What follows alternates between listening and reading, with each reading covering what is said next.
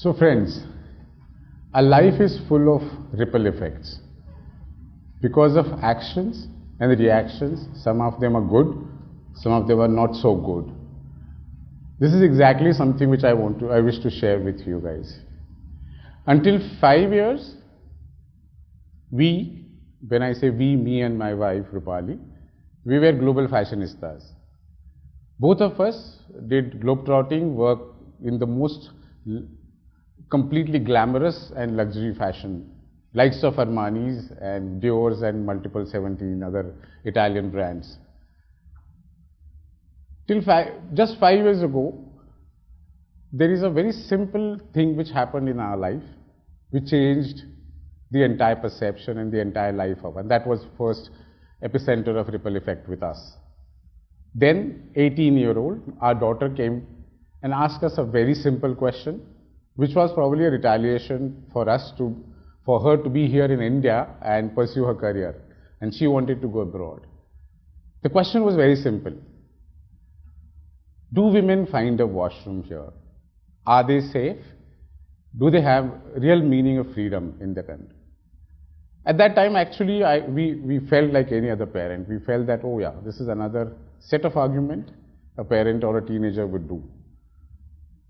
But exactly like the same thing, like Mahatma Gandhi said, sanitation is more important than freedom. And the question what she asked me actually started creating a kind of a thought process in our minds that, are women really, really free?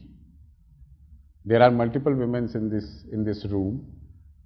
And then we realized that yes, finding a safe and hygienic washroom becomes extremely, extremely difficult for them.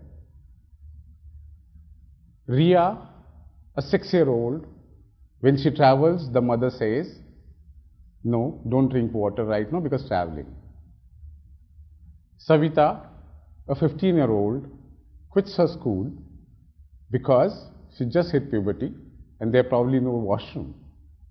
Pooja, a 22-year-old, just passed out with a great degree and wants to pursue her career in FMCG, and that includes travel, may not be able to take travel because there is no washroom around, and so on. From 6 to 60-year-old, there are blue horror stories with every woman. And this is exactly what we need to do is, a reason for all these things is a very small as 3 feet by 3 feet place called toilet. And that is exactly what we are talking about. And I believe, let's talk toilet before it's too late. Talking about toilet is not so glamorous, so not so important in our lives, while a toilet is a place, most frequented place in human life. 5 times a day, maybe 3 times away from home. But we are still not talking about the availability of a safe and hygienic washroom.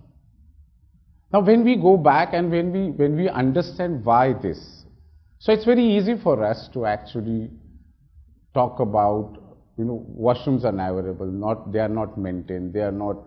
But the impact of a washroom is actually as big as industries like travel and tourism, health, education, and multiple other, hospitality and multiple other reasons.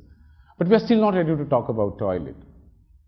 Most of men, okay, including in this room, we don't even bother about, okay, a woman with us needs a safe and hygienic washroom because we have our way watering plants. So I guess this is something which we realize. While we talk about toilet maintenance and toilet, the hygiene of a toilet, cleanliness of a toilet, it's very easy for us to blame either an organization and then subsequently an individual called janitor or a sanitation worker. We always feel that they are not doing their job correctly.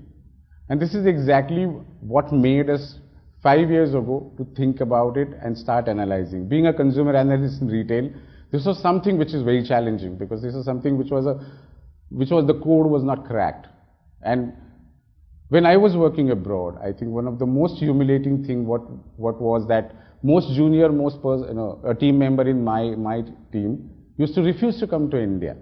Why? Because there are no toilets available. I think this is something very easy to say, but difficult to crack this code. And I think the journey which we started by 2 of us, okay, was no less than exciting, but as tough as possible, because most of my colleagues, friends, they laughed at us. I mean, who talks about toilet? Who creates a career out of toilet? But I guess it was not, the route was not about creating career, the route was about solving a problem. So when we started analyzing this entire issue, and the entire needle was actually coming back to a janitor. But when we went back and saw the entire ecosystem, there's one conclusion which we came back to and say, why toilets are out of order? Because the janitor is out of society. If the hygiene dignity of a woman is challenged, there is no social and financial dignity for a janitor. And this is something which we started from. This is something which we realized that it's extremely important for us to look at a janitor's life actually. World over, the most difficult job is paid the highest. Look at our janitors. Okay, if you go back and then say, I guess they hardly make money, $150 or maybe 12,000 rupees a month for cleaning somebody. What somebody? For cleaning our litter. Okay, this is something very, very important. This is something very, very. Why would somebody? People always say that, oh, you've seen this mall's toilet, or you've seen airport toilets. They are so clean. They are so. Toilets in our homes. Why they don't stink? Because we own them. We don't always think about, because there is an accountability. If you see, just step out of the home and all the toilets, nobody owns it. Nobody owns the toilet. And this is something what was essential, that how do you change it? This is where we realize that we have resources, we have infra. What is missing is technology. Today, with technology, we have managed to solve many problems. Then we realize that a technology can solve a problem which is as difficult as changing the entire standard of our washrooms, our shared sanitation. And these are not only public toilets, just mind you, I'll tell you. These toilets are at bus station, train stations, in transit places, in offices. I have seen many colleagues complaining about offices. So what we did about this, the first step what we realized, that the accountability. We need to understand first, how do you quantify, how do you say that the toilets are bad? So there was a need of creating the most easiest way, which are done before, is accountability, is a quotient, is a number. So we realized that if we can create a hygiene quotient, something very similar to Sybil, it will be easy for us to separate toilets from good to bad, and the custodian becomes accountable for the maintenance of the whole toilet. This is where we created a concept called VA, Value Assurance of Hygiene. This quotient uses technology and algorithms, and anybody can report a toilet. That reporting toilet creates a number which is absolutely similar to Sybil. The response was amazing.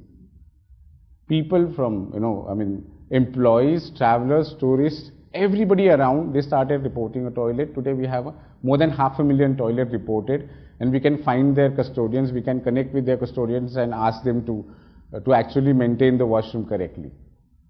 From there we move on to certified toilets. We certified these toilets and then got them into, these are mostly, another important problem was actually, how do you find so many toilets, because the magnitude of the demand is so high.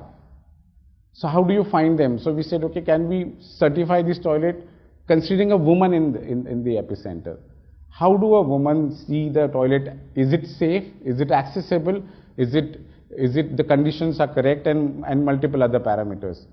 So we built a certification program. This is as similar as probably a Michelin star of toilet. And then we went back to my own industry, retail industry. Cafes and hotels and restaurants, we picked them up and started certifying them. And to my surprise, only 9% qualified. Only 9% restaurants were qualified for a woman to use the toilet. And that was another revolution. But we found around 50 or 60% of them wanted to maintain the whole thing, but they felt that, okay, there was no monitoring of toilet or managing of toilet through technology. And again, it was easy for them to blame the janitor. So we went down and did a survey and did deep analysis, and we realized that 60% of a janitor's salary is taken away by supervisors and seniors. They only get 10,000 rupees in hand. And why somebody will be motivated to work like that? So we changed that method. We changed that method and we created a gig economy model, put them into different PIN codes. We use IoT and SaaS, and the toilet started creating demand of cleaning. So earlier it used to be a SOP based, time based cleaning. Now we started creating this entire demand in the way toilets started creating demand. Converting an employee as a janitor, we converted him into a micro entrepreneur. One of the biggest thing and very simple thing, what we also notice coming from again our fashion industry, there is a urge from facility management companies or custodians or contractors. They want to create the most garish uniform for a janitor. But have you ever noticed that we are outcasting them?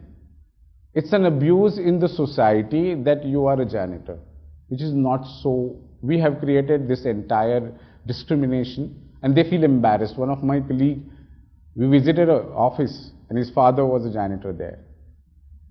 And I guess that is something which needed to be changed. That is something. So this is where we brought in the entire micro-entrepreneurship model, and I think it can be taken to a much more different level. But the most important thing what I suggest is that what can we do together? Each one of us, every time when we talk about washroom sanitation, shared sanitation, we always point fingers as authorities.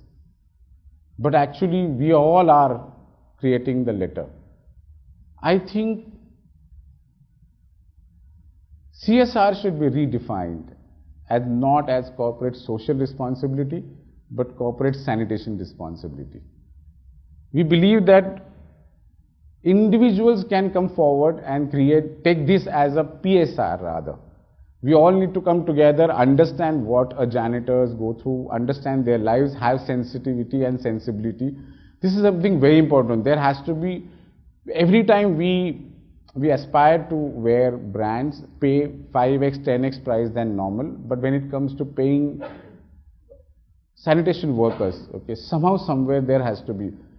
Another important aspect of a woman's life, we realize that because there is no washroom available, they have completely deleted the whole event of going to washroom. We created, when we certified a washroom, we have 40,000 washrooms across 400 cities certified and available for women to find out through our app.